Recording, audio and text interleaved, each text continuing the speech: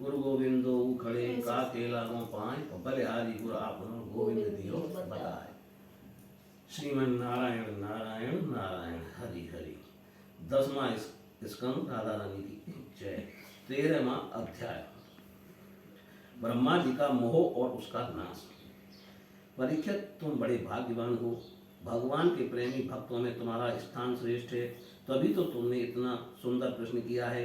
यूँ तो तुम्हें बार बार भगवान की लीला कथाएं सुनने को मिलती हैं, फिर भी तुम उनके संबंध में प्रश्न करके उन्हें और भी सरस और भी नूतन बना देते हो। रसिक संतों की वाणी, कान और हृदय भगवान की लीला के काम, श्रवण और चिंतन के लिए ही होते हैं।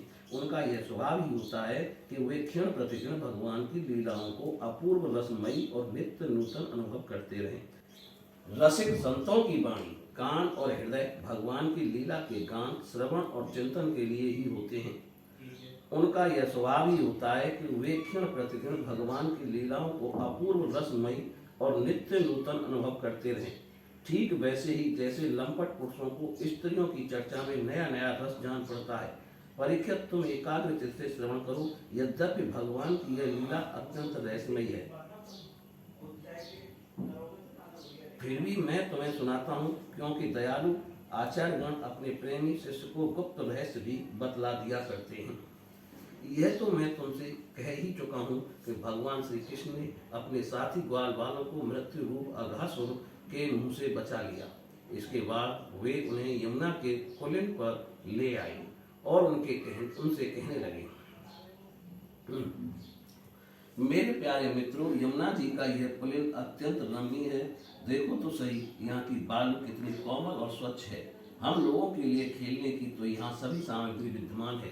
देखो, एक ओर रंग बिरंगे कमल खिले हुए हैं और उनकी सुगंध से खिंचकर भौरे गुंजा रहे हैं, तो दूसरी ओर सुंदर सुंदर पक्षी बड़ा ही मधुर कलरव कर रहे हैं, जिसकी प्रतिध्वनि से सुशोभित वृक्ष इस स्थान की शोभा बढ़ा रहे हैं। अब हम लोगों को यहाँ भोजन कर लेना चाहिए, श्री कृष्ण भगवान कह रहे हैं, क्योंकि दिन बहुत चढ़ाया है और हम लोग भूख से पीड़ित हो रहे हैं। बछड़े पानी पीकर सनी भी धीरे धीरे हरी घास चढ़ते रहे। ग्वाल वालों ने एक स्वर से कहा, ठीक है ठीक है। उन्होंने बछड़ों को पानी पिलाकर हरी हरी घास में छोड़ दिया और अपने अपने छींके खोल खोल कर भगवान के साथ बड़े आनंद से भोजन करने लगे। सबके बीच में भगवान श्री कृष्ण बैठ गए। उनके चारों ओर ग्वाल वालों ने बहुत सी मंडलाकार पंक्तियां बना ली और एक से एक सटकर बैठ गए। सबके मुंह श्री कृष्ण की ओर थे और सबकी आंखें आनंद से खिल रही थीं। वन भोजन के समय श्री कृष्ण के साथ बैठे हुए ग्वाल वाल ऐसे शोभायमान हो रहे थे, मानो कमल की कणिका के चारों ओर उसकी छोटी छोटी पंक्तियां सुशोभित हो रही हों। कोई पुष्प तो कोई पत्ते और कोई कोई पल्लव, अंकुर, फल, छींके, छाल एवं पत्थरों के पात्र बनाकर भोजन करने लगे। भगवान श्री कृष्ण और ग्वाल वाल सभी परस्पर अपनी अपनी भिन्न भिन्न रुचि का प्रदर्शन करते। कोई किसी को हंसा देता तो कोई स्वयं ही हंसते हंसते लोटपोट हो जाता। इस प्रकार वे सब भोजन करने लगे। उस समय श्री कृष्ण की छटा सबसे निराली थी। उन्होंने मुरली को तो कमर की फेंट में आगे की ओर खींच लिया था। सींगी और बैत बगल में दबा लिए थे। बाएं हाथ में बड़ा ही मधुर घृत मिश्रित दही भात का घास था और अंगुलियों में अदरक, नींबू आदि के अचार मुरब्बे दबा रखे थे। ग्वाल वाल उनको चारों ओर से घेर कर बैठे हुए थे और वे स्वयं सबके बीच में बैठकर अपनी विनोद भरी बातों से अपने साथी ग्वाल वालों को हंसाते जा रहे थे। जो समस्त यज्ञों के एकमात्र भोक्ता हैं, वे ही भगवान ग्वाल वालों के साथ बैठकर इस प्रकार बाल लीला करते हुए भोजन कर रहे थे और स्वर्ग के देवता आश्चर्यचकित होकर यह अद्भुत लीला देख रहे थे।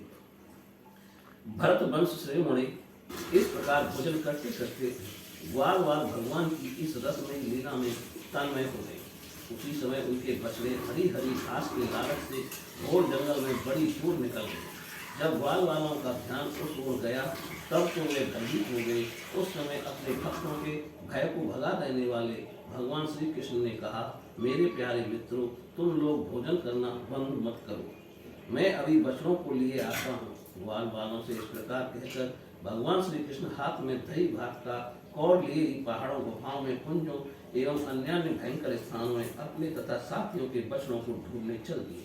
परीक्षित ब्रह्मा जी पहले से ही आकाश में उपस्थित थे। प्रभु के प्रभाव से अघात स्वर का मुख्य देखकर उन्हें बड़ा आश्चर्य हुआ। उन्होंने सोचा कि लीला से मनुष्य बालक बने हुए भगवान श्री कृष्ण की वो महिमामयी लीला देखनी चाहिए। ऐसा सोचकर उन्होंने पहले तो बच्चों को और भगवान श्री कृष्ण के चले जाने पर ग्वाल बालों को अन्यत्र ले जाकर रख दिया और स्वयं अंतर ध्यान हो गए। अंत है वे जड़ कमल की ही तो संतान है। भगवान श्री कृष्ण बछड़े न मिलने पर यमुना जी के पुलिन पर लौट आए, परंतु यहाँ क्या देखते हैं कि ग्वाल बाल भी नहीं है। तब उन्होंने वन में घूम घूम कर चारों ओर उन्हें ढूंढा, परंतु जब ग्वाल बाल और बछड़े उन्हें कहीं ना मिले तब वे तुरंत जान गए कि यह सब ब्रह्मा जी की करतूत है। वे तो सारे विश्व के एकमात्र ज्ञाता हैं। अब भगवान श्री कृष्ण ने बछड़ों और ग्वाल बालों की माताओं को तथा ब्रह्मा जी को भी आनंदित करने के लिए अपने आप को ही बछड़ों और ग्वाल बालों के दोनों के रूप में बना लिया, क्योंकि वे ही तो संपूर्ण विश्व के कर्ता सर्वशक्तिमान ईश्वर हैं। परीक्षित, वे बालक और बछड़े संख्या में जितने थे, जितने छोटे छोटे उनके शरीर थे, उनके हाथ पैर जैसे जैसे थे, उनके पास जितनी और जैसी छड़ियाँ, सिंगी, बांसुरी, पत्ते और छींके थे, जैसे ही जितने अवस्था भूषण थे, उनके शील स्वभाव गुण नाम और रूप अवस्थाएं जैसी थीं। जिस प्रकार वे खाते पीते और चलते थे, ठीक वैसे ही और उतने ही रूपों में सर्वस्वरूप भगवान श्री कृष्ण प्रकट हो गए। उस समय यह संपूर्ण जगत विष्णु रूप है। ये वेदवाणी मानो मूर्तिमती होकर प्रकट हो गई। सर्वात्मा भगवान स्वयं ही बछड़े बन गए और स्वयं ही ग्वाल बाल। अपने आत्मस्वरूप बछड़ों को अपने आत्मस्वरूप ग्वाल बालों के द्वारा घेर कर अपने ही साथ अनेकों प्रकार के खेल खेलते हुए उन्होंने ब्रज में प्रवेश किया। परीक्षित, जिस ग्वाल बाल के जो बछड़े थे उन्हें उसी ग्वाल बाल के रूप से अलग अलग ले जाकर उसकी बाखल में घुसा दिया और विभिन्न बालकों के रूप में उनके भिन्न भिन्न घरों में चले गए। ग्वाल बालों की माताएं बांसुरी की तान सुनते ही जल्दी से दौड़ आई। ग्वाल बाल बने हुए पर ब्रह्म श्री कृष्ण को अपने बच्चे समझकर हाथों से उठाकर उन्होंने जोर से हृदय से लगा लिया। वे अपने स्तनों से बात्सल स्नेह की अधिकता के कारण सुधा से भी मधुर और आसव से भी मादक चुचवाता हुआ दूध उन्हें पिलाने लगी। परीक्षित, इसी प्रकार प्रतिदिन संध्या समय भगवान श्री कृष्ण उन ग्वाल बालों के रूप में वन से लौट आते और अपनी बाल सुलभ लीलाओं से माताओं को आनंदित करते। वे माताएं उन्हें उबटन लगाती, नहलाती, चंदन का लेप करती और अच्छे अच्छे वस्त्रों द्वारा बहनों से सजाती। दोनों बहों के बीच में ढीठ से बचाने के लिए काजल का ढिठोना लगा देती तथा भोजन कराती और तरह तरह से बड़े लाड़ प्यार से उनका लालन पालन करती। ग्वालिनों के समान गौएं भी जब जंगलों से चलकर जल्दी जल्दी लौटती और उनकी हुंकार सुनकर उनके प्यारे बछड़े दौड़कर उनके पास आ जाते, तब वे बार बार उन्हें अपनी जीभ से चाटती और अपना दूध पिलाती। उस समय सनेह की अधिकता के कारण उनके थनों से स्वयं ही दूध की धारा बहने लगती। इन गायों और ग्वालिनों का मातृभाव पहले जैसा ही ऐश्वर्य, ज्ञान रहित और विशुद्ध था। हाँ, अपने असली पुत्रों की अपेक्षा इस समय उनका स्नेह अवश्य अधिक था। इसी प्रकार भगवान भी उनके पहले पुत्रों के समान ही पुत्र भाव दिखला रहे थे, परंतु भगवान में उन बालकों के जैसा मोह का भाव नहीं था कि मैं उनका पुत्र हूँ। अपने अपने बालकों के प्रति ब्रजवासियों की स्नेहलता दिन प्रतिदिन एक वर्ष तक धीरे धीरे बढ़ती ही गई। यहाँ तक कि पहले श्री कृष्ण में उनका जैसा असीम और अपूर्व प्रेम था, वैसा ही अपने इन बालकों के प्रति भी हो गया। इस प्रकार सर्वात्मा श्री कृष्ण बछड़े और ग्वाल बालों के बहाने गोपाल बनकर अपने बाल स्वरूप से वात्सल रूप पालन करते हुए एक वर्ष तक वन और गोष्ठ में क्रीड़ा करते रहे। जब एक वर्ष पूरा होने में 5-6 रातें शेष थीं, तब एक दिन भगवान श्री कृष्ण बलराम जी के साथ बछड़ों को चराते हुए वन में गए। उस समय गौएं गोवर्धन की चोटी पर घास चर रही थी। वहां से उन्होंने ब्रज के पास ही घास चरते हुए बहुत दूर अपने बछड़ों को देखा। बछड़ों को देखते ही गौ का बात्सल स्नेह उमड़ आया। वे अपने आप की शुद्ध बुद्ध खो बैठी और ग्वालों की रोकने की कुछ भी परवाह न कर जिस मार्ग से वे न जा सकते थे, उस मार्ग से हुंकार करती हुई बड़े वेग से दौड़ पड़ी। उस समय उनके थनों से दूध बहता जाता था और उनकी गर्दनें सिकुड़कर डील से मिल गई थीं। वे पूंछ तथा सिर उठाकर इतने वेग से दौड़ रही थीं कि मालूम होता था मानो उनके 2 ही पैर हैं। जिन गौ के और भी बछड़े हो चुके थे वे भी गोवर्धन के नीचे अपने पहले बछड़ों के पास दौड़ आए और उन्हें सहेबस अपने आप बहता हुआ दूध पिलाने लगी। उस समय वे अपने बच्चों का एक एक अंग ऐसे चाव से चाट रही थीं मानो उन्हें अपने पेट में रख लेंगी। गोपों ने उन्हें रोकने का बहुत कुछ प्रयत्न किया परंतु उनका सारा प्रयत्न व्यर्थ रहा। उन्हें अपनी विफलता पर कुछ लज्जा और गायों पर बहुत क्रोध आया। तब वे बहुत कष्ट उठाकर उस कठिन मार्ग से उस स्थान पर पहुंचे। तब उन्होंने बच्चों के साथ अपने बालकों को भी देखा। अपने बच्चों को देखते ही उनका हृदय प्रेम रस से सरोवर हो गया। बालकों के प्रति अनुराग की बाढ़ आ गई। उनका क्रोध न जाने कहाँ हवा हो गया। उन्होंने अपने अपने बालकों को गोद में उठाकर हृदय से लगा लिया और उनका मस्तक सूंघकर अत्यंत आनंदित हुए। बूढ़े बूढ़ों को अपने बालकों के आलिंगन से परम आनंद प्राप्त हुआ। वे निहाल हो गए। फिर बड़े कष्ट से उन्हें छोड़कर धीरे धीरे वहां से गए। जाने के बाद भी बालकों के और उनके आलिंगन के स्मरण से उनके नेत्रों से प्रेम के आंसू बहते रहे।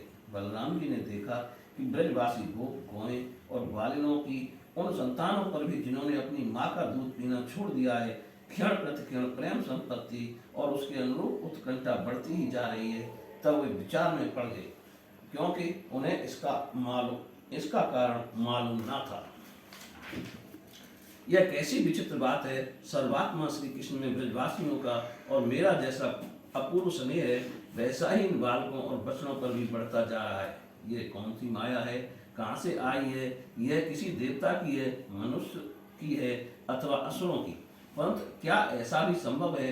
नहीं नहीं, यह तो मेरे प्रभु की ही माया है और किसी की माया में ऐसी सामर्थ्य नहीं जो मुझे भी मोहित कर ले। बलराम जी ने ऐसा विचार करके ज्ञान दृष्टि से देखा तो उन्हें ऐसा मालूम हुआ कि इन सब बच्चों और ग्वाल बालों के रूप में केवल श्री कृष्ण ही श्री कृष्ण हैं। तब उन्होंने श्री कृष्ण से कहा, भगवान, ये ग्वाल बाल और बछड़े न देवता हैं और न कोई ऋषि। इन सब भिन्न भिन्न रूपों का आश्रय लेने पर भी आप अकेले ही इन रूपों में प्रकाशित हो रहे। कृपया स्पष्ट करके थोड़े में ही यह बतला दीजिए कि आप इस प्रकार बछड़े, बालक, सिंगी, रस्सी आदि के रूप में अलग अलग क्यों प्रकाशित हो रहे। तब भगवान ने ब्रह्मा की सारी करतूत सुनाई और बलराम जी ने सब बातें जान ली। परीक्षित, जब तक ब्रह्मा जी ब्रह्मलोक से ब्रज में लौट आए उनके कालमान से अब तक केवल एक त्रुटि जितनी देर में तीखी सुई से कमल की पंखुड़ी छिदे समय व्यतीत हुआ था। केवल इतना समय भया ब्रह्मा जी को माँ 1 साल की। उन्होंने देखा कि भगवान श्री कृष्ण ग्वाल बाल और बछड़ों के साथ 1 साल से पहले की भांति क्रीड़ा कर रहे। वे सोचने लगे, गोकुल में जितने भी ग्वाल बाल और बछड़े थे वे तो मेरी मायामयी सैया पर सो रहे। उनको तो मैंने अपनी माया से अचेत कर दिया था।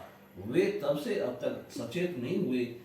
तब मेरी माया से मोहित ग्वाल बाल और बछड़ों के अतिरिक्त ये उतने ही दूसरे बालक तथा बछड़े कहाँ से आ गए जो 1 साल से भगवान के साथ खेल रहे हैं। ब्रह्मा जी ने दोनों स्थानों पर दोनों को देखा और बहुत देर तक ध्यान करके अपनी ज्ञान दृष्टि से उनका रहस्य खोलना चाहा। परंतु इन दोनों में से कौन से पहले के ग्वाल बाल हैं और कौन से पीछे बना लिए गए हैं, इनमें से कौन सच्चे हैं और कौन बनावटी, यह बात वे किसी प्रकार न समझ सके। भगवान श्री कृष्ण की माया में तो सभी मुग्ध हो रहे हैं परंतु कोई भी माया मोह भगवान का स्पर्श नहीं कर सकता। ब्रह्मा जी उन्हीं भगवान श्री कृष्ण को अपनी माया से मोहित करने चले थे किंतु उनको मोहित करना तो दूर रहा, वे अजन्मा होने पर भी अपनी ही माया से अपने आप मोहित हो गए। जिस प्रकार रात के घोर अंधकार में कोहरे के अंधकार का और दिन के प्रकाश में जुगनू के प्रकाश का पता नहीं चलता, वैसे ही जब क्षुद्र पुरुष महापुरुषों पर अपनी माया का प्रयोग करते हैं तब वे उनका तो कुछ बिगाड़ नहीं सकती, अपना ही प्रभाव खो बैठती हैं। ब्रह्मा जी विचार कर ही रहे थे, उनके देखते देखते उसी क्षण सभी ग्वाल बाल और बछड़े श्री कृष्ण के रूप में दिखाई पड़ने लगे। सबके सब सजल जलधर के समान श्याम बण पीतांबरी धारी शंख चक्र गदा और पद्म से युक्त थे। चतुर्भुज सबके सिर पर मुकुट, कानों में कुंडल और कंठों में मनोहर हार तथा वनमालाएं शोभायमान हो रही थीं। उनके बक्ष स्थल पर स्वर्ण की सुनहली रेखा से वस्त्र, बाहुओं में बाजूबंद, कलाइयों में शंखाकार, रत्नों से जड़े कंगन, चरणों में नूपुर और कड़े, कमर में करदनी तथा अंगुलियों में अंगूठियां जगमगा रही थीं। वे नक्शे से तक समस्त अंगों में कोमल और नूतन तुलसी की मालाएं जो उन्हें बड़े भाग्यशाली भक्तों ने पहनाई थीं धारण किए हुए थे। उनकी मुस्कान चांदनी के समान उज्जवल थी और रत्न नारी नेत्रों को कटाक्षपूर्ण चितवन बड़ी ही मधुर थी। ऐसा ऐसा जान पड़ता था मानो वे इन दोनों के द्वारा सत्व गुण और रजोगुण को स्वीकार करके भक्त जनों के हृदय में शुद्ध लालसाएं जगाकर उनको पूर्ण कर रहे हैं। ब्रह्मा जी ने यह भी देखा कि उन्हीं के जैसे दूसरे ब्रह्मा से लेकर तृण तक सभी चराचर जीव मूर्तिमान होकर नाचते गाते अनेक प्रकार की पूजा सामग्री से अलग अलग भगवान के उन सब रूपों की उपासना कर रहे हैं। उन्हें अलग अलग अणिमा, महिमा और आदि सिद्धियां, माया विद्या, आदि विभूतियां और महत्व तो आदि 24 तत्व चारों ओर से घेरे हुए हैं। प्रकृति में क्षोभ उत्पन्न करने वाला काल, उसके परिणाम का कारण स्वभाव, वासनाओं को जगाने वाला संस्कार, कामनाएं, कर्म, विषय और फल सभी मूर्तिमान होकर भगवान के प्रत्येक रूप की उपासना कर रहे हैं। भगवान की सत्ता और महत्ता के सामने उन सभी की सत्ता और महत्ता अपना अस्तित्व खो बैठी थी। ब्रह्मा जी ने यह भी देखा कि वे सभी भूत, भविष्य और वर्तमान काल के द्वारा सीमित नहीं हैं, त्रिकाल बाधित सत्य हैं। वे सब के सब स्वयं प्रकाश और केवल अनंत आनंद स्वरूप हैं। उनमें जड़ता अथवा चेतना का भेदभाव नहीं है। वे सब के सब एक रस हैं। यहाँ तक कि उपनिषदर्शी तत्वज्ञानियों की दृष्टि भी उनकी अनंत महिमा का स्पर्श नहीं कर सकती।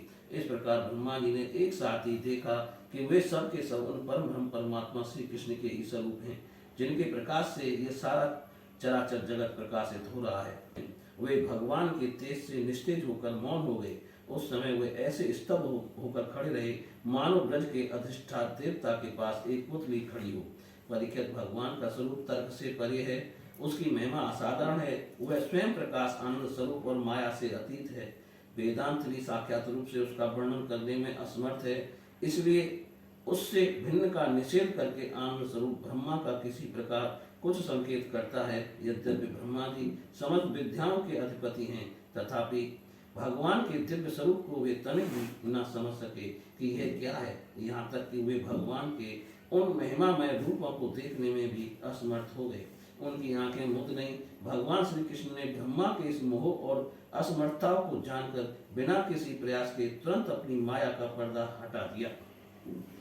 इससे ब्रह्मा जी को ब्रह्म ज्ञान हुआ। वे मानो मरकर फिर जी उठे। सचेत होकर उन्होंने ज्यों त्यों करके बड़े कष्ट से अपने नेत्र खोले, तब कहीं उन्हें अपना शरीर और यह जगत दिखाई पड़ा। फिर ब्रह्मा जी जब चारों ओर देखने लगे, तब पहले दिशाएं और उसके बाद तुरंत ही उनके सामने वृंदावन दिखाई पड़ा। वृंदावन सबके लिए एक सा प्यारा है। जिधर देखे उधर ही जीवों को जीवन देने वाले फल और फूलों से लदे हुए, हरे हरे पत्तों से लहराते हुए वृक्षों की पांतें शोभा पा रही हैं। भगवान श्री कृष्ण की लीला भूमि होने के कारण वृंदावन धाम में क्रोध, तृष्णा आदि दोष प्रवेश नहीं कर सकते और वहाँ स्वभाव से ही परस्पर दुस्तज बैर रखने वाले मनुष्य और पक्षी भी प्रेमी मित्रों के समान हिल मिलकर एक साथ रहते हैं। ब्रह्मा जी ने वृंदावन का दर्शन करने के बाद देखा कि अद्भुत पर ब्रह्म गौवंश के बालक का सा नाटक कर रहा है।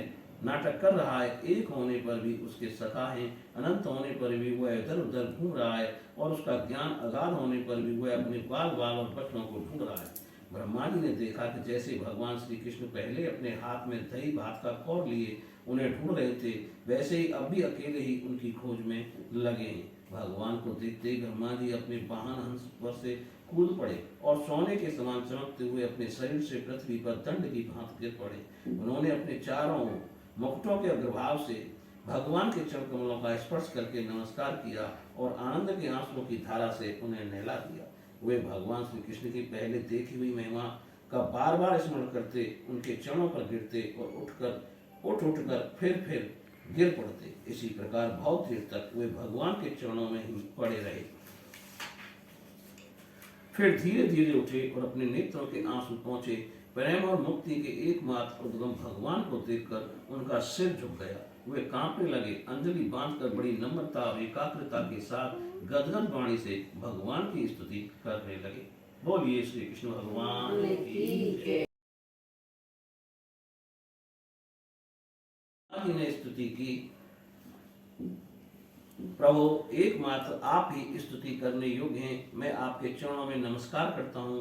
आपका यह शरीर वर्षाकालीन मेघ के समान श्यामल है। इस पर स्थिर बिजली के समान झिलमिल झिलमिल करता हुआ पीतांबर शोभा पाता है। आपके गले में घुंघची की माला, कानों में मकराकृति कुंडल तथा सिर पर मोर पंखों का मुकुट है। इन सब की कांति से आपके मुख पर अनोखी छटा छिटक रही है। वक्ष स्थल पर लटकती हुई बनमाला और नन्ही सी हथेली पर दही भात का कौर, बगल में बेंत और सिंगी तथा कमर की फेंट में आपकी पहचान बताने वाली बांसुरी शोभा पा रही है। आपके कमल से सुकोमल परम सुकुमार चरण, ये गोपाल बालक का सुमधुर भेष, मैं और कुछ नहीं जानता, बस मैं तो इन्हीं चरणों पर निछावर हूँ। स्वयं प्रकाश परमात्मन आपका यह श्री विग्रह भक्तजनों की लालसा अभिलाषा पूर्ण करने वाला है। यह आपकी चिन्मयी इच्छा का मूर्तिमान स्वरूप मुझ पर आपका साक्षात कृपा प्रसाद है। मुझे अनुग्रहित करने के लिए ही आपने इसे प्रकट किया है। कौन कहता है कि यह पंचभूतों की रचना है?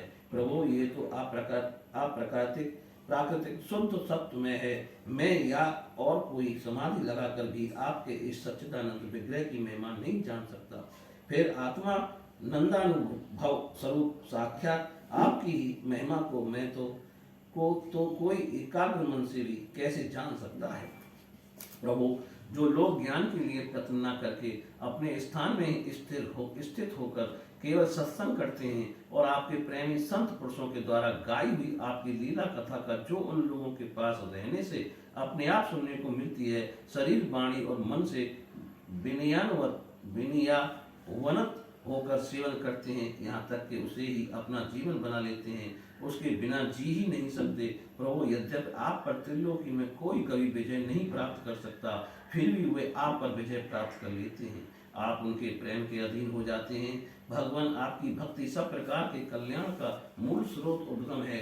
जो लोग उसे छोड़कर केवल ज्ञान की प्राप्ति के लिए श्रम उठाते और दुख भोगते हैं, उनको बस केस ही केस हाथ लगता है और कुछ नहीं। जैसे धोती भूसी कूटने वाले को केवल श्रम ही मिलता है, चावल नहीं। हे अच्युत हे अनंत, इस लोक में पहले भी बहुत से योगी हो गए हैं। जब उन्हें योगादि के द्वारा आपकी प्राप्ति ना हुई, तब उन्होंने अपने लौकिक और वैदिक समस्त कर्म आपके चरणों में समर्पित कर दिए। उन समर्पित कर्मों से तथा आपकी लीला कथा से उन्हें आपकी भक्ति प्राप्त हुई। उस भक्ति से ही आपके स्वरूप का ज्ञान प्राप्त करके उन्होंने बड़ी सुगमता से आपके परम पद की प्राप्ति कर ली। हे अनंत, आपके सगुण निर्गुण दोनों स्वरूपों का ज्ञान कठिन होने पर भी निर्गुण स्वरूप की महिमा इंद्रियों का प्रत्याहार करके शुद्धांत कर्ण से जानी जा सकती है। जानने की प्रक्रिया यह है कि विशेष आकार के प्रत्यापूर्ण आकार आत्माकार अंतःकरण का साक्षात्कार किया जाए। यह आत्माकारता घट घटाती रूप के समान ज्ञेय नहीं है, प्रत्युत आवरण का भंग मात्र है। यह साक्षात्कार, यह ब्रह्म है। मैं ब्रह्म को जानता हूँ, इस प्रकार नहीं, किंतु स्वयं प्रकाश रूप से ही होता है। परंतु भगवान, जिन समर्थ पुरुषों ने अनेक जन्मों तक परिश्रम करके पृथ्वी का एक परमाणु, आकाश के हिमकण, ओस की बूंदें तथा उसमें चमकने वाले नक्षत्र एवं तारों तक को गिन डाला है, उनमें भी भला ऐसा कौन हो सकता है जो आपके सगुण स्वरूप के अनंत गुणों को गिन सके? प्रभु, आप केवल संसार के कल्याण के लिए ही अवतीर्ण हुए हैं। सो भगवान, आपकी महिमा ज्ञान तो बड़ा ही कठिन है। इसलिए जो पुरुष क्षण क्षण पर बड़ी उत्सुकता से आपकी कृपा का ही भली भांति अनुभव करता रहता है और प्रारब्ध के अनुसार जो कुछ सुख या दुख प्राप्त होता है उसे निर्विकार मन से भोग लेता है, एवं जो प्रेम पूर्ण हृदय गदगद वाणी और पुलकित शरीर से अपने को आपके चरणों में समर्पित करता रहता है, इस प्रकार जीवन व्यतीत करने वाला पुरुष ठीक वैसे ही आपके परम पद का अधिकारी हो जाता है जैसे अपने पिता की संपत्ति का पुत्र। प्रभु, मेरी कुटिलता तो देखिए। आप अनंत आदि पुरुष परमात्मा हैं और मेरे जैसे बड़े बड़े मायावी भी आपकी माया के चक्र में हैं। फिर भी मैंने आप पर अपनी माया फैलाकर अपना ऐश्वर्य देखना चाहा। प्रभु, मैं आपके सामने हूँ ही क्या? क्या आपके सामने चिंगारी की भी कुछ गिनती है? भगवान, मैं रजोगुण से उत्पन्न हुआ हूँ। आपके स्वरूप को मैं ठीक ठीक नहीं जानता, इसी से अपने को आपसे अलग संसार का स्वामी माने बैठा था। मैं अजन्मा जगत करता हूँ। इस मायाकृत मोह के घने अंधकार से मैं अंधा हो रहा था, इसलिए आप यह समझ करके ये मेरे ही अधीन है, मेरा भृत्य है, इस प्रकार कृपा करनी चाहिए। मेरा अपराध क्षमा कीजिए।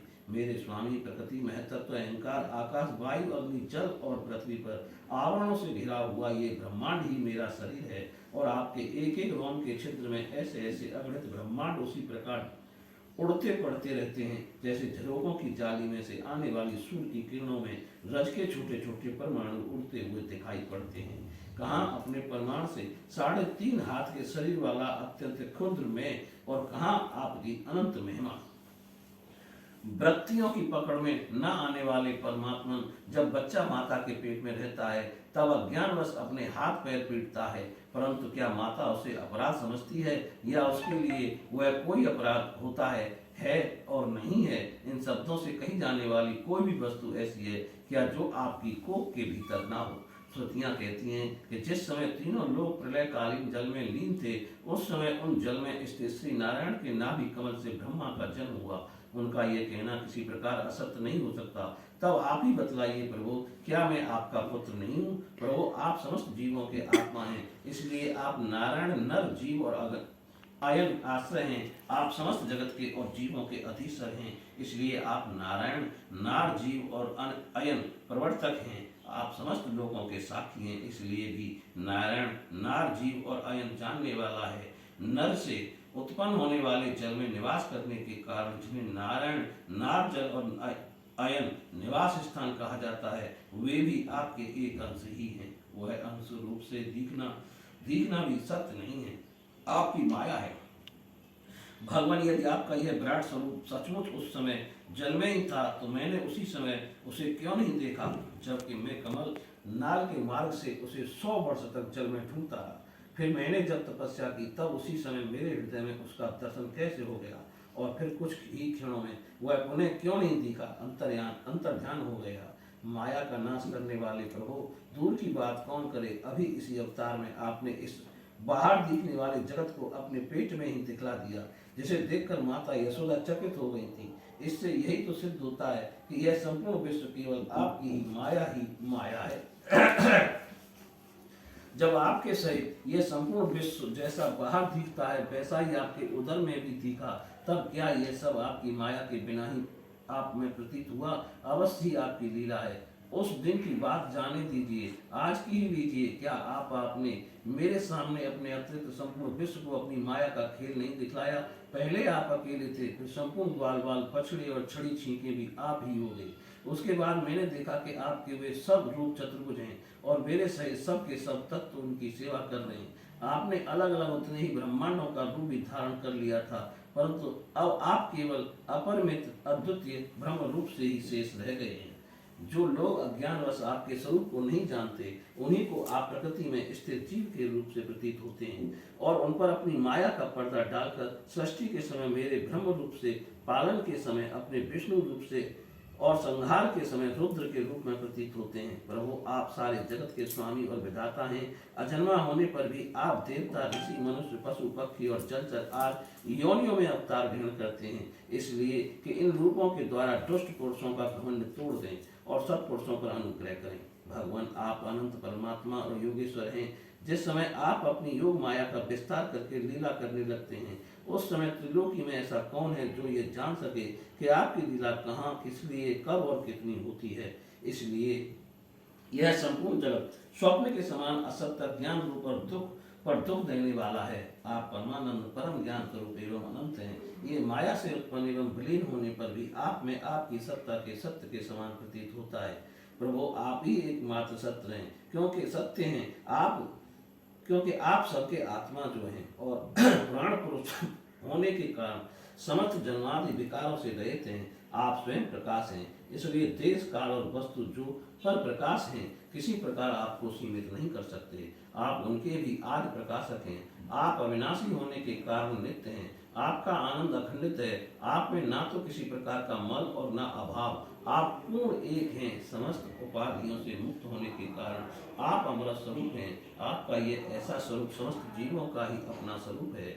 जो गुरु रूप सूर्य से तत्व ज्ञान रूप दिव्य दृष्टि प्राप्त करके उससे आपको अपने स्वरूप के रूप में साक्षात्कार कर लेते हैं, वे इस झूठे संसार सागर को मानो पार कर जाते हैं। संसार सागर के झूठा होने के कारण इससे पार जाना भी अविचार दशा की दृष्टि से ही है। जो पुरुष परमात्मा को आत्मा के रूप में नहीं जानते, उन्हें उस अज्ञान के कारण ही उस नाम रूपात्मक लिखित निखिल प्रपंच की उत्पत्ति का भ्रम हो जाता है, किंतु ज्ञान होते ही इसका अत्यंत प्रलय हो जाता है। जैसे रस्सी में भ्रम के कारण ही सांप की प्रतीत होती है और भ्रम के निवृत्त होते ही उसकी निवृत्ति हो जाती है।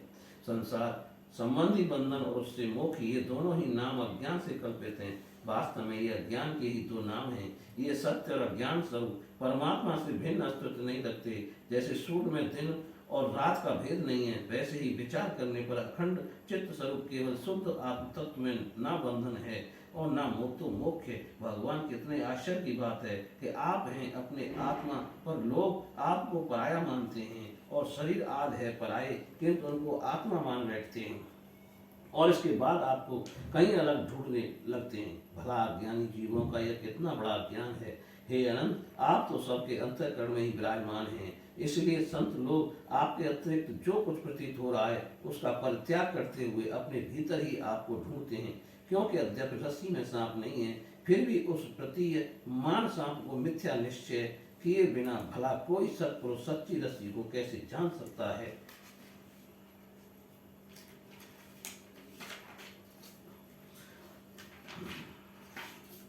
अपने भक्त जनों के हृदय में स्वयं स्फुरित होने वाले भगवान आपके ज्ञान का स्वरूप और महिमा ऐसी है, उससे अज्ञान कल्पित जगत का नाश हो जाता है। फिर भी जो पुरुष आपके युगल चरण कमलों का तनिक सा भी कृपा प्रसाद प्राप्त कर लेता है, उससे अनुग्रहित हो जाता है, वही आपकी सच्चिदानंदमयी महिमा तत्व ज्ञान जान सकता है। दूसरा कोई भी ज्ञान वैराग्य साधन रूप अपने प्रयत्न से बहुत काल तक जितना भी अनुसंधान करता रहे, वह आपकी महिमा का यथार्थ ज्ञान नहीं प्राप्त कर सकता। इसलिए भगवान, मुझे इस जन्म में, दूसरे जन्म में अथवा किसी पशु पक्षी आदि के जन्म में भी ऐसा सौभाग्य प्राप्त हो कि मैं आपके दासों में से कोई एक दास हो जाऊं और फिर आपके चरण कमलों की सेवा करूं। मेरे स्वामी, जगत के बड़े बड़े यज्ञ सृष्टि के प्रारंभ से लेकर अब तक आपको पूर्णतः तृप्त न कर सके, परंतु आपने ब्रज की गायों और ग्वालों के बछड़ों एवं बालक बनकर उनके स्तनों का अमृत सा दूध बड़े उमंग से पिया है। वास्तव में उन्हीं का जीवन सफल है,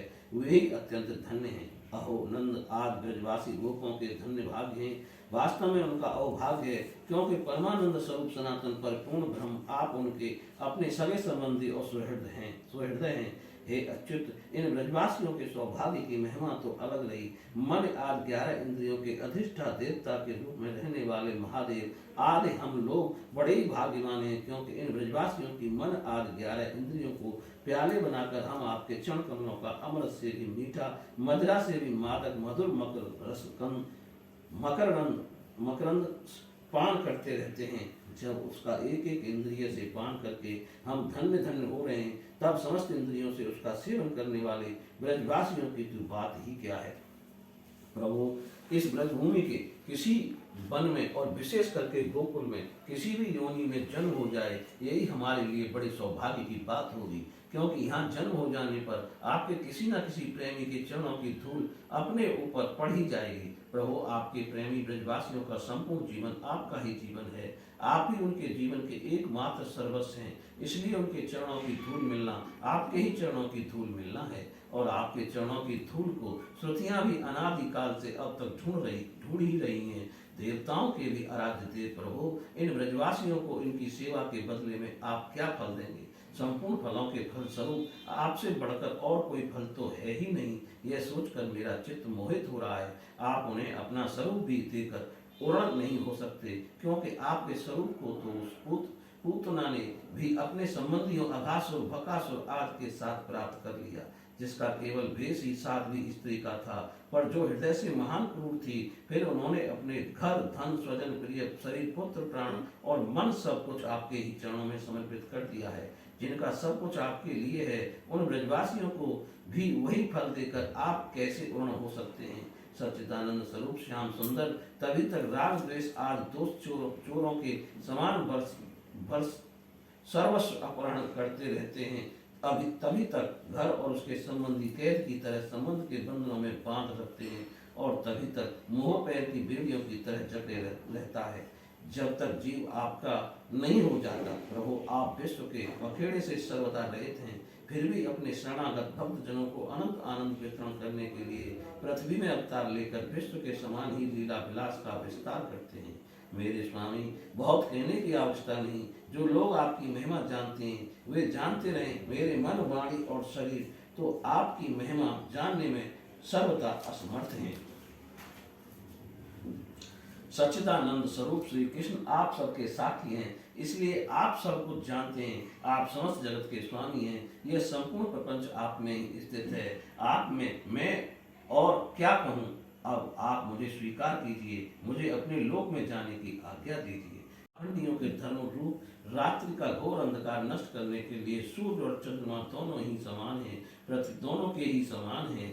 पृथ्वी पर रहने वाले राक्षसों के नष्ट करने वाले आप चंद्रमा, सूर्य आज समस्त देवताओं के भी परम पूजनीय हैं। भगवान, मैं अपने जीवन भर महाकल्प पर्यंत आपको नमस्कार ही करता रहूं। श्री सुखदेव जी कहते हैं, परीक्षित, संसार के रचयिता ब्रह्मा जी ने इस प्रकार भगवान श्री कृष्ण की स्तुति की। इसके बाद उन्होंने 3 बार परिक्रमा करके उनके चरणों में प्रणाम किया और फिर अपने गंतव्य स्थान सत्यलोक में चले गए। ब्रह्मा जी ने बछड़ों और बाल वालों को पहले ही यथा स्थान पहुंचा दिया था। भगवान श्री कृष्ण ने ब्रह्मा जी को विदा कर दिया और बछड़ों को लेकर यमुना जी के पुलिन पर आए, जहाँ वे अपने सखा ग्वाल वालों को पहले छोड़ गए थे। परीक्षित, अपने जीवन सर्वस्व प्राण वल्लभ श्री कृष्ण के वियोग में यद्यपि 1 वर्ष बीत गया था, तथापि उन ग्वाल वालों को वह समय आधे क्षण के समान जान पड़ा। क्यों ना हो, वे भगवान की विश्व विमोहिनी योग माया से मोहित हो जो गए थे। जगत के सभी जीव उसी माया से मोहित होकर शास्त्र और आचार्यों के बार बार समझाने पर भी अपने आत्मा को निरंतर भूले हुए हैं। वास्तव में उस माया की ऐसी सही शक्ति है, भला उससे मोहित होकर जीव यहाँ क्या क्या नहीं भूल जाते हैं। परीक्षित, भगवान श्री कृष्ण को देखते ही ग्वाल बालों ने बड़ी उतावली से कहा, भाई तुम भले आए, स्वागत है स्वागत है। अभी तो हमने तुम्हारे बिना एक और भी नहीं खाया। आओ, इधर आओ, आनंद से भोजन करो। तब हंसते हुए भगवान ने ग्वाल बालों के साथ भोजन किया और उन्हें अघासुर के शरीर का ढांचा दिखाते हुए वन से ब्रज में लौट आए। श्री कृष्ण के सिर पर मोर पंख का मनोहर मुकुट और घुंघराले बालों में सुंदर सुंदर महकते हुए पुष्प उठ रहे थे। नई नई रंगीन धातुओं से श्याम शरीर पर चित्रकारी की हुई थी। वे चलते समय रास्ते में उच्च स्वर से कभी बांसुरी, कभी पत्ते और कभी सिंगी बजाकर वाद्योत्सव में मग्न हो रहे थे। पीछे पीछे ग्वाल बाल उनकी लोक पावन कीर्ति का गान करते जा रहे थे। कभी वे नाम ले लेकर अपने बच्चों को पुकारते, तो कभी उनके साथ लाड़ लड़ाने लगते। मार्ग के दोनों ओर गोपियां खड़ी हैं। जब वे कभी तिरछे नेत्रों से उनकी ओर नजर मिला देते थे, तब गोपियां आनंद मुग्ध हो जाती। इस प्रकार भगवान श्री कृष्ण ने गोष्ठ में प्रवेश किया। परीक्षित, उसी दिन बालकों ने ब्रज में जाकर कहा कि आज यशोदा मैया के लाडले नंदन ने वन में एक बड़ा भारी अजगर मार डाला है और उससे हम लोगों की रक्षा की है। राजा परीक्षित ने कहा, ब्राह्मण, ब्रजवासियों के लिए श्री कृष्ण अपने पुत्र नहीं थे, दूसरे के पुत्र थे। फिर उनका श्री कृष्ण के प्रति इतना प्रेम कैसे हुआ? ऐसा प्रेम तो उनका अपने बालकों पर भी पहले कभी नहीं हुआ था। आप कृपा करके बतलाइए, इसका क्या कारण है? श्री सुखदेव जी कहते हैं, राजन, संसार के सभी प्राणी अपने आत्मा से ही सबसे बढ़कर प्रेम करते हैं। पुत्र से, धन से या किसी से जो प्रेम होता है वह तो इसलिए कि वस्तुएं अपने आत्मा को प्रिय लगती है। राजेंद्र, यही कारण है कि सभी प्राणियों का अपने आत्मा के प्रति जैसा प्रेम होता है, वैसा अपने कहलाने वाले पुत्र, धन और गृह आदि में नहीं होता। नरश्रेष्ठ, जो लोग देह को ही आत्मा मानते हैं वे भी अपने शरीर से जितना प्रेम करते हैं उतना प्रेम शरीर के संबंधी पुत्र, मित्र आदि से नहीं करते।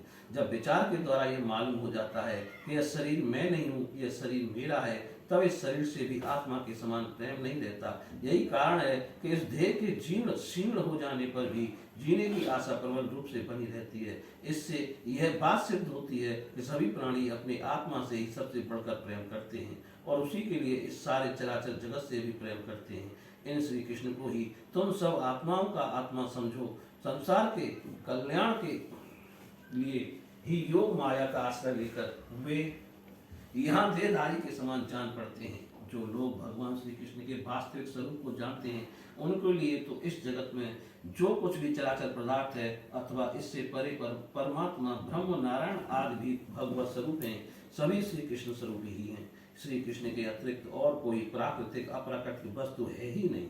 सभी वस्तुओं का अंतिम रूप अपने कारण में स्थित होता है। उस कारण के भी परम कारण है भगवान श्री कृष्ण। अब भला बताओ किस वस्तु को श्री कृष्ण से भिन्न बतलाएं, जिन्होंने पुण्य कीर्ति मुकुंद मुरारी के पद वल्लभ की नौका का आश्रय लिया है, जो कि सत्पुरुषों का सर्वस्व है। उनके लिए ये भवसागर बछड़े के खुर के गड्ढे के समान है। उन्हें परम पद की प्राप्ति हो जाती है और उनके लिए विपत्तियों का निवास स्थान यह संसार नहीं रहता। परीक्षित, तुमने मुझसे पूछा था कि भगवान के 5वें वर्ष की लीला ग्वाल वालों ने 6ठे वर्ष में कैसे कही। उसका सारा रहस्य मैंने तुम्हें बतला दिया।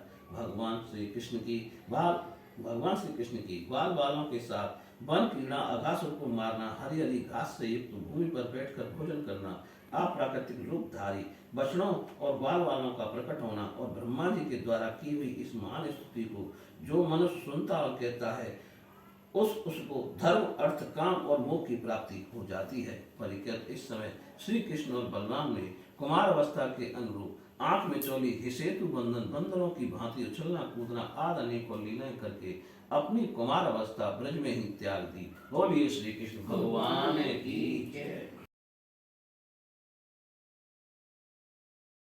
धेनु का सुर का उद्धार और ग्वाल वालों को कालिया नाग के विष से बचाना। श्री सुखदेव जी कहते हैं, परीक्षित, अब बलराम और श्री कृष्ण ने पौगंड अवस्था में अर्थात 6ठे वर्ष में प्रवेश किया था। अब उन्हें गौ चराने की स्वीकृति मिल गई। वे अपने सखा ग्वाल वालों के साथ गौ चराते हुए वृंदावन में जाते और अपने चरणों से वृंदावन को अत्यंत पावन करते। यह वन गौ के लिए हरी हरी घास से युक्त एवं रंग बिरंगे पुष्पों की खान हो रहा था। आगे आगे गौएं, उनके पीछे पीछे बांसुरी बजाते हुए श्याम सुंदर, तदंतर बलराम और फिर श्री कृष्ण के यश का गान करते हुए ग्वाल वाल। इस प्रकार विहार करने के लिए उन्होंने उस वन में प्रवेश किया। उस वन में कहीं तो भौरे बड़ी मधुर गुंजार कर रहे थे, कहीं झुंड के झुंड हरिण चौकड़ी भर रहे थे और कहीं सुंदर सुंदर पक्षी चहक रहे थे। बड़े ही सुंदर सुंदर सरोवर थे, जिनका जल महात्माओं के हृदय के समान स्वच्छ और निर्मल था। उनमें खिले हुए कमलों के सौरभ से सुवासित होकर शीतल मंद सुगंध वायु उस वन की सेवा कर रही थी। इतना मनोहर था वह वन कि उसे देखकर भगवान ने मन ही मन उसमें विहार करने का संकल्प किया। पुरुषोत्तम भगवान ने देखा कि बड़े बड़े वृक्ष जो फल और फूलों के भार से झुककर अपनी डाली और नूतन कपोलों की लालमा से उनके चरण का स्पर्श कर रहे हैं। तब उन्होंने बड़े आनंद से कुछ मुस्कुराते हुए वे अपने बड़े भाई बलराम जी से कहा। भगवान श्री कृष्ण ने कहा, देव सुनमुड़े, यूं तो बड़े बड़े देवता आपके चरण कमलों की पूजा करते हैं, परंतु देखिए तो ये वृक्ष भी अपनी डालियों से सुंदर पुष्प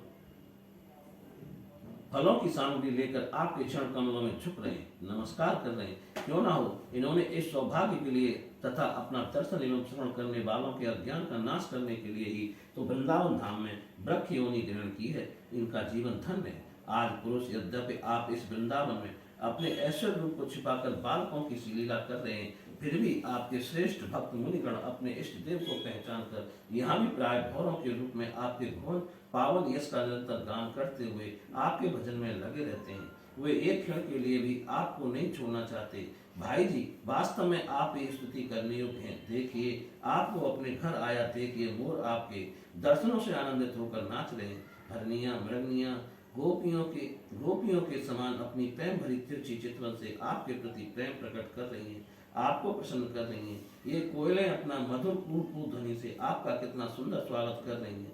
ये वनवासी होने पर भी धन्य, क्योंकि सत्पुरुषों का स्वभाव ही ऐसा होता है कि वे घर आए अतिथियों को अपनी प्रिय से प्रिय वस्तु भेंट कर देते हैं। आज यहाँ की भूमि अपनी हरी हरी घास के साथ आपके चरणों का स्पर्श प्राप्त करके धन्य हो रही है। यहाँ के वृक्ष, लताएं और झाड़ियां आपकी अंगुलियों का स्पर्श पाकर अपना अहोभाग्य मान रही हैं। आपकी दया भरी चितवन से नदी, पर्वत, पशु पक्षी सब कृतार्थ हो रहे हैं और ब्रज की गोपियां आपके वक्ष स्थल का स्पर्श प्राप्त करके जिसके लिए स्वयं लक्ष्मी भी लालायित रहती हैं, धन्य धन्य हो रही हैं। श्री सुखदेव जी कहते हैं, परीक्षित इस प्रकार परम सुंदर वृंदावन को देखकर भगवान श्री कृष्ण बहुत ही आनंदित हुए। वे अपने सखा ग्वाल वालों के साथ गोवर्धन की तराई में यमुना तट पर गौं को चराते हुए अनेकों प्रकार की लीलाएं करने लगे। एक और ग्वाल वाल भगवान श्री कृष्ण के चरित्रों की मधुर तान छेड़े रहते हैं, तो दूसरी ओर बलराम जी के साथ बनमाला पहने हुए श्री कृष्ण मत वाले घोड़ों की सुरीली गुनगुनाहट में अपना स्वर मिलाकर मधुर संगीत अलापने लगते हैं। कभी कभी श्री कृष्ण गूंजते हुए राजहंसों के साथ स्वयं भी कूजने लगते हैं। कभी नाचते हुए मोरों के साथ स्वयं भी ठुमक ठुमक कर नाचने लगते हैं और ऐसा नाचते हैं कि मयूर को उपहासास्पद बना देते हैं। कभी कभी मेघ के समान गंभीर वाणी से दूर गए हुए पशुओं को उनका नाम ले लेकर बड़े प्रेम से पुकारते हैं। उनके कंठ की मधुर ध्वनि सुनकर गायों और ग्वाल वालों का चित्त भी अपने वश में नहीं रहता। कभी चकोर क्रोंच कराकुट चकवा भरदूल और मोर आदि पक्षियों की सी बोली बोलते, तो कभी बाघ सिंह आदि की गर्जना से डरे हुए जीवों के समान स्वयं भी भयभीत की ही सी लीला करते। जब बलराम जी खेलते खेलते थक कर किसी ग्वाल वाल की गोद के तकिए पर सिर रखकर लेट जाते, तब श्री कृष्ण उनके पैर दबाने लगते, पंखा झलने लगते और इस प्रकार अपने बड़े भाई की थकावट दूर करते। जब ग्वाल वाल नाचने गाने लगते अथवा ताल ठोक ठोक कर एक दूसरे से कुश्ती लड़ने लगते, तब श्याम और राम दोनों भाई हाथ में हाथ डालकर खड़े हो जाते और हंस हंस कर वाह वाह करते। कभी कभी स्वयं श्री कृष्ण भी ग्वाल वालों के साथ कुश्ती लड़ते लड़ते थक जाते तथा किसी सुंदर वृक्ष के नीचे कोमल पल्लवों की सेज पर किसी ग्वाल वाल की गोद में सिर रखकर लेट जाते। परीक्षित उस समय कोई कोई पुण्य के मूर्तिमान स्वरूप ग्वाल वाल महात्मा श्री कृष्ण के चरण दबाने लगते और दूसरे निष्पाप बालक उन्हें बड़े बड़े पत्तों या अंगोछियों से पंखा झलने लगते। किसी किसी के हृदय में प्रेम की धारा उमड़ आती तो वह धीरे धीरे उदास शिरोमणि परम मनस्वी श्री कृष्ण की लीलाओं के अनुरूप उनके मन को प्रिय लगने वाले मनोहर गीत गाने लगता। भगवान ने इस प्रकार अपनी योग माया से अपने ऐश्वर्यमय स्वरूप को छिपा रखा था। वे ऐसी लीलाएं करते जो ठीक ठीक गोप बालकों की सी मालूम पड़ती। स्वयं भगवती लक्ष्मी जिनके चरण कमलों की सेवा में संलग्न रहती हैं, वे ही भगवान इन ग्रामीण बालकों के साथ बड़े प्रेम से ग्रामीण खेल खेला करते थे। परीक्षित ऐसा होने पर भी कभी कभी उनकी ऐश्वर्यमय लीलाएं भी प्रकट हो जाया करती। बलराम जी और श्री कृष्ण के सखाओं में एक प्रधान गोप बालक थे श्री दामा। एक दिन उन्होंने तथा सुबल और स्त्रोक कृष्ण छोटे कृष्ण आदि ग्वाल वालों ने श्याम और राम से बड़े प्रेम के साथ कहा, हम लोगों को सर्वदा सुख पहुंचाने वाले बलराम जी, आपके बाहुबल की तो कोई था ही नहीं है। हमारे मनमोहन श्री कृष्ण दुष्टों को नष्ट कर डालना तो तुम्हारा स्वभाव ही है। यहाँ से थोड़ी दूर पर एक बड़ा भारी वन है, बस उसमें पांच पांच के ताड़ के वृक्ष भरे पड़े हैं। वहाँ बहुत से ताड़ के फल पक पक कर गिरते रहते हैं और बहुत से पहले के गिरे हुए भी हैं, परंतु वहाँ धेनु नाम का एक दुष्ट दैत्य रहता है, उसने उन फलों पर रोक लगा रखी है। बलराम जी और भैया श्री कृष्ण, वह दैत्य गधे के रूप में रहता है। वह स्वयं तो बड़ा बलवान ही, उसके साथ और भी बहुत से उसी के समान बलवान दैत्य उसी रूप में रहते हैं। मेरे शत्रु घाती भैया, उस दैत्य ने अब तक ना जाने कितने मनुष्य खा डाले। यही कारण है कि उसके डर के मारे मनुष्य उसका सेवन नहीं करते और पशु पक्षी भी उस जंगल में नहीं जाते। उसके फल हैं तो बड़े सुगंधित, परंतु हमने कभी नहीं खाए। देखो ना, चारों ओर उन्हीं की मंद मंद सुगंध फैल रही है। तनिक सा ध्यान देने से उसका रस मिलने लगता है। श्री कृष्ण उनकी सुगंध से हमारा मन मोहित हो गया है और उन्हें पाने के लिए मचल रहा है। तुम हमें वे फल अवश्य खिलाओ। दादा, हमें उन फलों की बड़ी उत्कट अभिलाषा है। आपको रुचे तो वहाँ अवश्य चलिए। अपने सखा ग्वाल वालों की यह बात सुनकर भगवान श्री कृष्ण और बलराम जी दोनों से फिर उन्होंने प्रसन्न करने के लिए उनके साथ तालवन के लिए चल पड़े। उस वन में पहुंचकर बलराम जी ने अपनी बाहों के पेड़ों को पकड़ हाथी के बच्चे के समान उन्हें बड़े जोर से बहुत से फल नीचे गिरा दिए। जब गधे के रूप में रहने वाले दैत्य ने फलों के गिरने के शब्द सुना, उनकी बलवान था, छाती में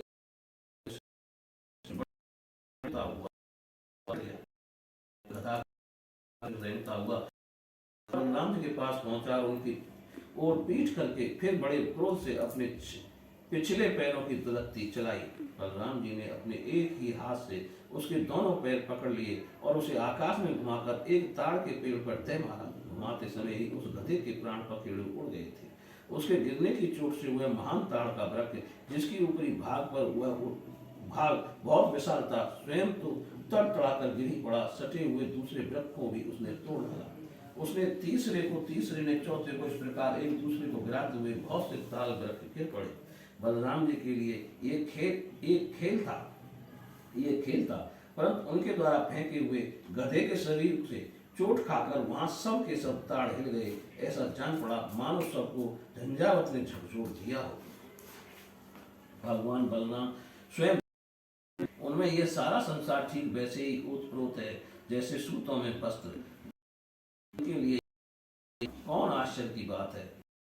असुर के भाई बंधु अपने भाई के मारे जाने से क्रोध के मारे आग बबूला हो गए। सबके सब गधे बलराम पर पड़े। उनमें से जो पास उसी को इसने मारा। उस समय वह भूमि ताड़ के फल और टूटा दैत्यों के बादलों से आकाश ढक गया हो। बलराम जी और श्री कृष्ण जब मंगलमयी लीला बरसाने लगे और बाजे बजा बजा कर स्तुति करने लगे।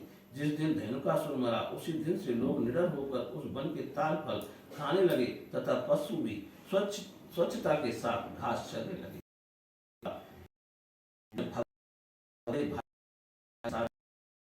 उस समय क्यों ना हो भगवान की लीलाओं का श्रवण कीर्तन ही सबसे बढ़कर पवित्र जो है।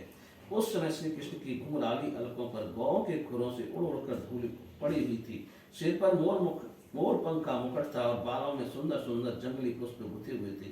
उनके नेत्रों में मधुर चितवन और मुख पर मनोहर मुस्कान थी। वे मधुर मधुर मुरली बजा रहे थे और साथ ही ग्वाल बाल उनकी ललित कीर्ति का गान कर रहे थे। बाहर निकल आई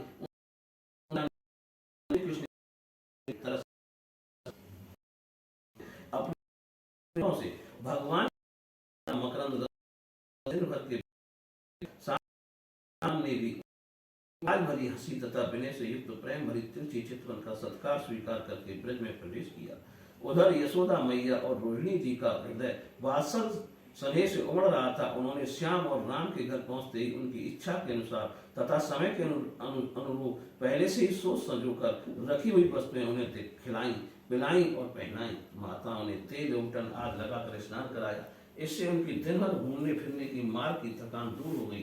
फिर उन्होंने सुंदर वस्त्र पहनाकर दिव्य पुष्पों की माला पहनाई तथा चंदन लगाया। तब पश्चात दोनों भाइयों ने माताओं को परोसा हुआ स्वादिष्ट अन्न भोजन किया। इसके बाद बड़े लाड़ प्यार से दुलार कर यशोदा और रोहिणी ने उन्हें सुंदर सैया पर सुलाया। श्याम और राम बड़े आराम से सो गए। भगवान श्री कृष्ण इस प्रकार वृंदावन में अनेकों लीलाएं करते एक दिन अपने सखा ग्वाल वालों के साथ वे यमुना तट पर गए। राजन, उस दिन बलराम जी उनके साथ नहीं थे। उस समय जेठ आषाढ़ के घाम से गौएं और ग्वाल वाल अत्यंत पीड़ित हो रहे थे। प्यास से उनका कंठ सूख रहा था, इसलिए उन्होंने यमुना जी का विषैला जल पी लिया। परीक्षित होनहार के बस इस बात का ध्यान ही नहीं रहा था। उस विषैले जल के पीते ही सब गौएं और ग्वाल वाल प्राणहीन होकर यमुना जी के तट पर गिर पड़े। उन्हें ऐसी अवस्था में देखकर योगीश्वरों के भी ईश्वर भगवान श्री कृष्ण अपनी अमृत बरसाने वाली दृष्टि उन्हें जीवित कर दिया। उसके स्वामी और सर्वस्व तो एकमात्र श्री कृष्ण ही थे। परीक्षित, चेतना आने पर वे सब यमुना जी के तट पर उठ खड़े हुए और आश्चर्यचकित होकर एक दूसरे की ओर देखने लगे। राजन, अंत में उन्होंने यही निश्चय किया कि हम लोग विषैला जल पी लेने के कारण मर चुके थे, परंतु हमारे श्री कृष्ण ने अपनी अनुग्रह भरी दृष्टि से देखकर हमें फिर से जिला दिया। बोलिए